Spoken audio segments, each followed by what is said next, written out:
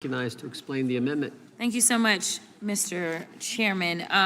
This is a very simple amendment that is actually about public safety of everyone involved, ICE agents as well as the community at large, as well as those that potentially are going to be apprehended by ICE. And simply, it would require that ICE identify themselves and ensure that they do not wear masks except if medically necessary or if necessary to preserve the integrity of undercover operations in order to use funds for civil ICE enforcement actions. With every day that passes in this administration, we are seeing more and more ICE officers rounding up people off the streets into vehicles, and honestly, some of them look like they are supposed to be my criminal defendants in court. It looks like people are getting robbed. It looks like people are about to endure a carjacking. Hey, what's up, everyone? This is True Voice. I'm Andrew. And if you care about truth, accountability, and protecting civil rights in this country, go ahead and hit that subscribe button. We are not here to sugarcoat anything. We speak truth to power, no matter who it is. So today, we're reacting to something that honestly should be making national headlines. Representative Jasmine Crockett, a straight shooter from Texas, just laid it all out in a House hearing. And she said what a lot of us have been thinking for a long time. ICE is out of control, and it's putting Americans, yes, actual U.S. citizens, in danger. Let's watch. And in fact, I have a video to describe what I'm talking about.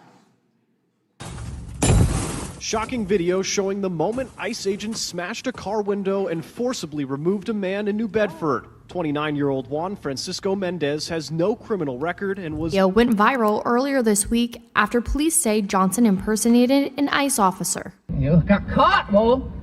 Where you from, Mexico? You from Mexico? Now, this is what we have going on in our country. The sad part is that, honestly, both of them look like they could be part of the same team. And unfortunately, you have people in both of those situations.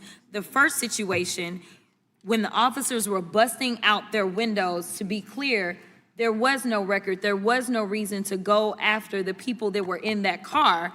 And then in the second situation, you had someone that literally took their car keys, and you're talking about people sitting there in fear because they literally don't know if this is somebody who is authorized to do this. So this is about safety, and let me tell you about safety. Now, I know Lance Gooden is running around here somewhere. Now, Lance Gooden is from Texas like I am. Chip Roy is from Texas like I am. Any of us can tell y'all about how we do it in Texas. We carry. And when I say we, all of us. I'm licensed to carry, as well as I'm sure a number of my colleagues on that side of the aisle are licensed to carry. And essentially, we have a stand your ground law in the state of Texas. We have seen officers, police officers that have gone in under no-knock raids. This is legislation that I carried when I was on the state level, trying to make sure that I could keep law enforcement safe, because when you go into a home and you haven't identified yourself, it is the most dangerous time for law enforcement agents. And I know that we have some former law enforcement on this side of the aisle as well. In fact, I had a number of law enforcement agencies that were backing my no-knock bill because they understood how dangerous it was. So one of the things that we always do typically in criminal law before we can charge anybody with evading arrest or failing to ID is we have to make sure that people even know that it was law enforcement. When you have somebody that say does something like this, like busting my window out, you try that in Texas. It may not turn out too well.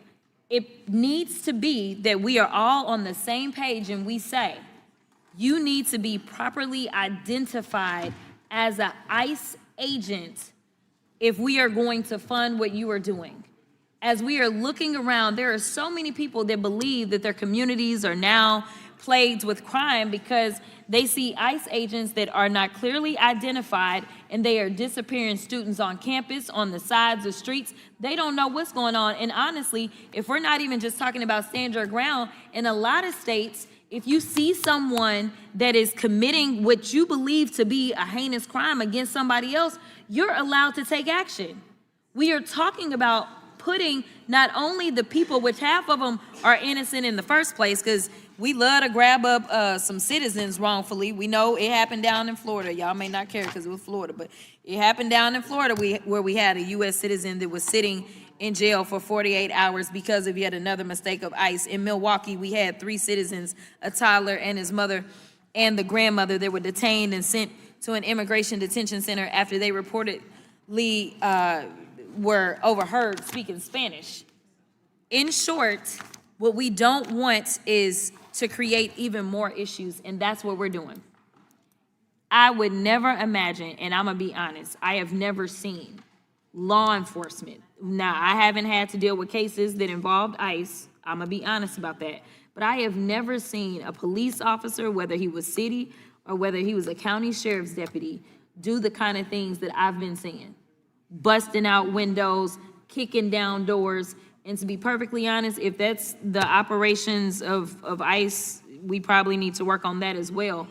But at the end of the day, if this is what they are gonna do and how they are going to conduct themselves, I can tell you, I'm sorry, this is about safety. Sorry, I will yield. Gentlelady yields back. Let me just say this. If you're busting out car windows, yanking people out without clear identification, and you're not even wearing a badge or a uniform, you're not law enforcement. You look like a kidnapper. You look like a thug.